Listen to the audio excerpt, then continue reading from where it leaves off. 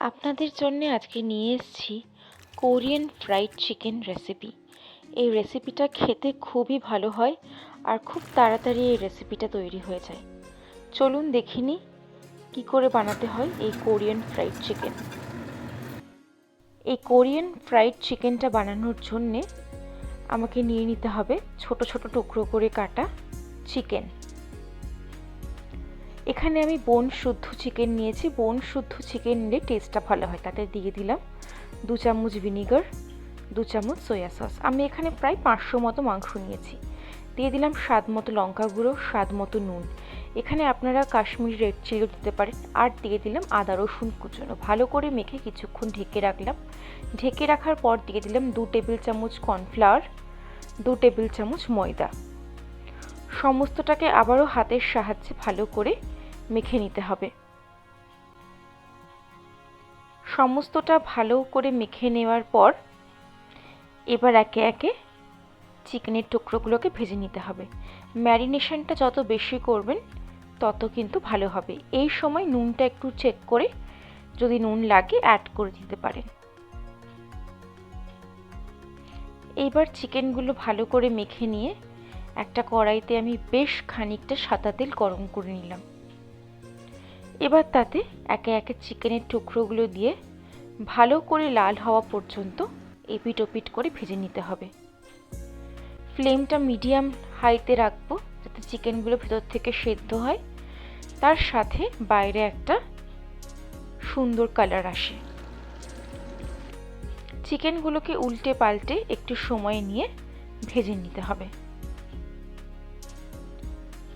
যখন দেখবেন একটা সুন্দর রেড কালার চলে এসছে, চিকেনগুলোকে তুলে নেবেন। আমাদের চিকেন ভাজা হয়ে গেছে। এবার আমরা একটা সস তৈরি করব। তার মধ্যে দিলাম আমরা অলিভ অয়েল, 2 টেবিল স্পুন আর অল্প একটু বাটার। এতে টেস্টটা খুব ভালো আসে। তাতে দিয়ে দিলাম কুচনো রসুন।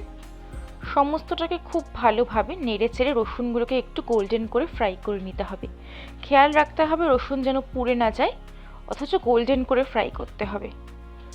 রসুন যখন গোল্ডেন করে ফ্রাই হয়ে যাবে তাতে দিয়ে দেব আমি 1 টেবিল চামচ সয়া সস, 1 টেবিল চামচ tomato sauce, sweet chilli sauce 1 teaspoon, 1 teaspoon chilli garlic sauce. সবটা ভালো করে মিশিয়ে নিতে হবে।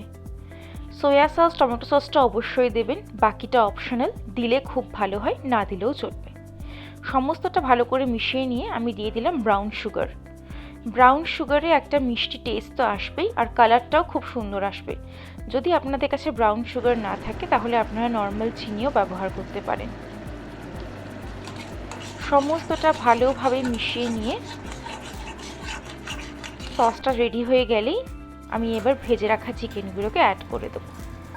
সমস্তটাই কিন্তু খুব হাই ফ্লেমে করছি।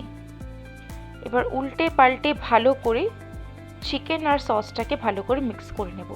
যেহেতু এর মধ্যে ব্রাউন সুগার অ্যাড করা আছে, খুব ভালোভাবেই সসটা চিকেনের গায়ে দেখুন লেগে যাচ্ছে। একটা আঠা আঠা ভাব তৈরি হয়েছে।